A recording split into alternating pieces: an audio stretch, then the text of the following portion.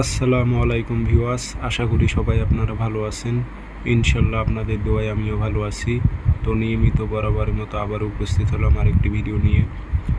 পুতুল বান চালান একটি নকশা, যাদের শত্রু আছে, শত্রুর সঙ্গে আপনারা পেরে উঠতে পারতেছেন না, তো সেই শত্রুদের ধ্বংস করতে পারবেন, বরবাদ করে দিতে পারবেন এই পুতুল বান চালান দিয়ে। তো এটি কীভাবে প্রয়োগ করবেন বিস্তারিত সব কিছু বলে দেবো। ভিডিওটি সম্পূর্ণ দেখবেন, চ্যানেলটি সাবস্ক্রাইব করে রাখবেন।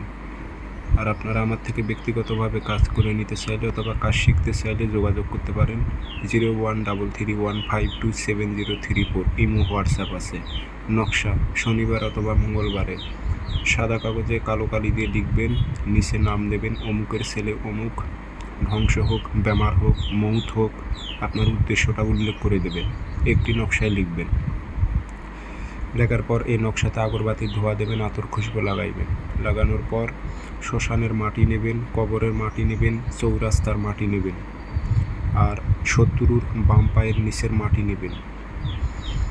নেওয়ার পরে 4 স্থানের মাটি দিয়ে একটি পুতুল তৈরি করবেন। সেই দিনে সুন্দর করে একটি পুতুল তৈরি করবেন। এখন শত্রু আপনার পুরুষ হলে পুরুষ আকৃতি তৈরি করবেন, মহিলা হলে মহিলা আকৃতি তৈরি করবেন।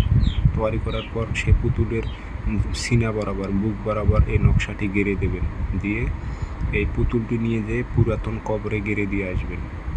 আস্তে আস্তে আপনার শত্রু দিনে দিনে শেষ হয়ে যাবে। খারাপ কাজে প্রয়োগ করবেন না। ধন্যবাদ।